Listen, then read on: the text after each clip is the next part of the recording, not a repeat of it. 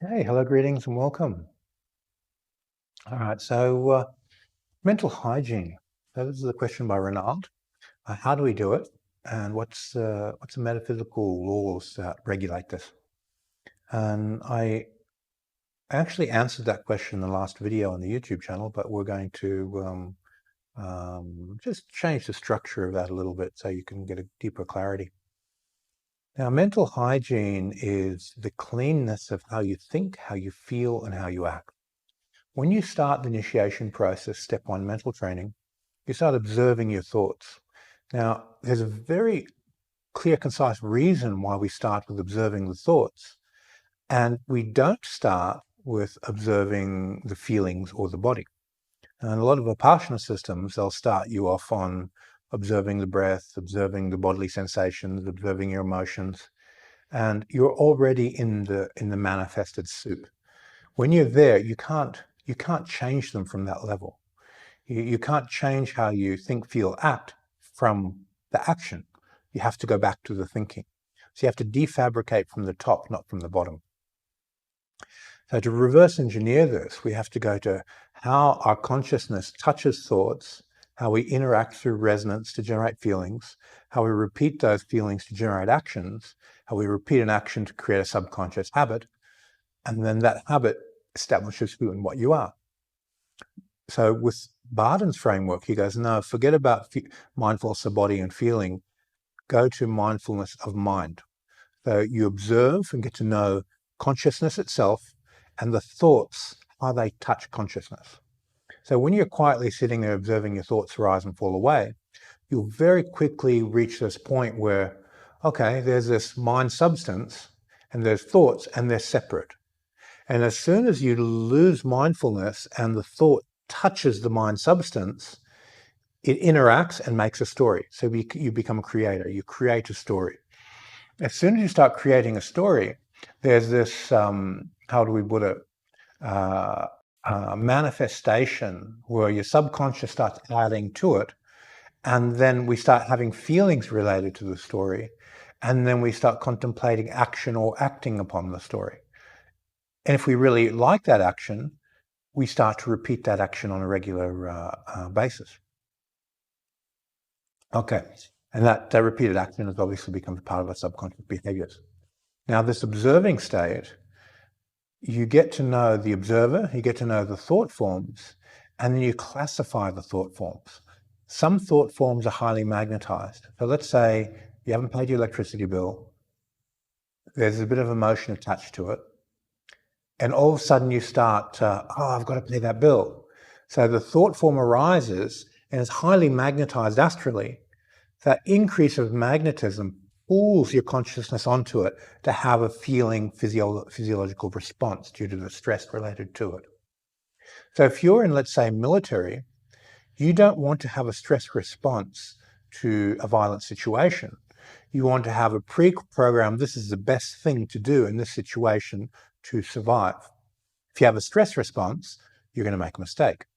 So for people who work in high stress environments, this exercise is super important, that you separate the observer from the thoughts, the feelings, and the physical body and the phenomena around it, so that you can mindfully make the best choice without emotions getting involved. So this separation, super important. Now, mental hygiene comes into play when we observe the thoughts, observe the feelings, observe the body, pull them all apart and look at those interactions, how they connect, and choose how they connect under different stimuli. Choose how we're going to think, how we're going to feel, and how we're going to act to get true freedom of choice. That's mental hygiene. You can't have freedom of choice when you're in body consciousness. Your body consciousness is going to say, no, I'm hungry, I've got to eat. No, I want a woman. No, I want money, I want a cave to live in that's nice and safe. All these primordial instincts are going to dominate your experience when you're in body consciousness. But that's how we survive. We need them. Astrally, you're going to be thinking from the past to the present to the future, everything inside the timeline of this incarnation. That's the lifespan of your astral body. And it's magnetically pulling you forwards along this astral timeline, thinking, I want to go on that holiday. Oh, that last holiday was great. Oh, that experience was good. It takes you out of the present and into the astral timeline between birth and death. Then the mental body, it's very immediate. Even though the mental body is outside of time and space as essence and fabric in its universal nature, it is Buddha mind, it is Nibbana at its highest. It has these layers of manifestation coming down into the consciousness that reincarnates from one incarnation to the next. We want to be able to step up as high as we can so we get a better view and we get better choices. So this is the mental hygiene.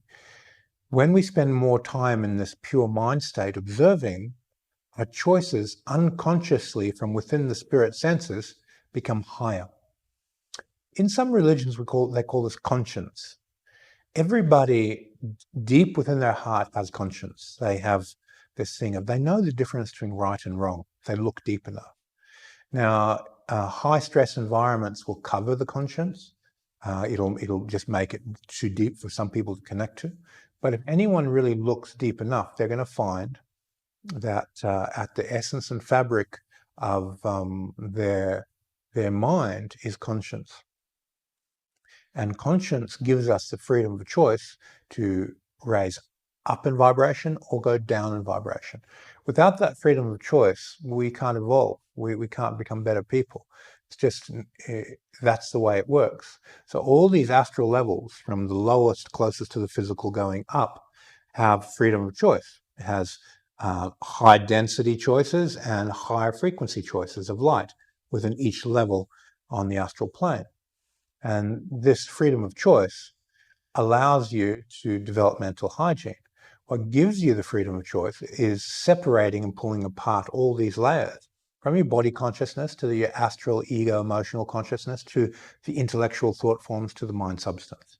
You separate them and you can choose how you touch a thought, create a feeling, create an action. When you're in action, there's no real choice. It's not freedom of choice. It's momentum of a continuum of energy manifesting itself from a choice that's already been made on this level. So you have to move up to the top level in order to really function in a spiritual way, actually practice mindfulness. And this is why training starts with observing the rising, falling wave of thought. It doesn't start with observing feeling, observing body. That's already, you're already in the soup there. You don't want to be there, you want to be in the mind, the observing mind substance. So there's a lot of new age type personal development systems that talk about the observer, the observing mind, that part of you which is just consciousness and it has no thinking, has no feeling, it just has a type of subtle inner knowing as it observes. And they're pointing at the insight mind in Buddhism. They're talking about the higher aspects of spirit and Hermetics. And they're all the same thing. All right, so mental hygiene in revision is observing the rising form wave thoughts so that the mental astral physical start to generate separation. You can resynchronize and align what you think about, how you feel and how you act to manifest your goals in a way that generate an ascension pathway for you. This is the fabric of mental hygiene. Now, if you're oriented towards making money at a base level, then that self-fulfilling prophecy underlying the mental hygiene is to make better financial choices. If you're in a path of service, then you'll pull it apart and go, yeah, this is a better way of being in a path of service. If you're purely focused on Nibbana, you'll defabricate your physical way of action, your emotional way of feeling, your mental thought forms to align to the Dharma, and then you create a faster upward pull towards Nibbana. So whatever your goals are, this gives you the tools to manifest those goals, but it does so in a very quick, healthy way. You do not have any freedom of choice in the physical because the energy is already manifest from the unconscious mind as unconscious behavior and is generating momentum. So you'll only be fighting yourself if you work from this physical astral lower level. You need to pull everything apart, go into the mental body, look at the way things connect and readjust, pull apart and resynchronize to create your choices. Okay, thank you for your time and see you on the next video.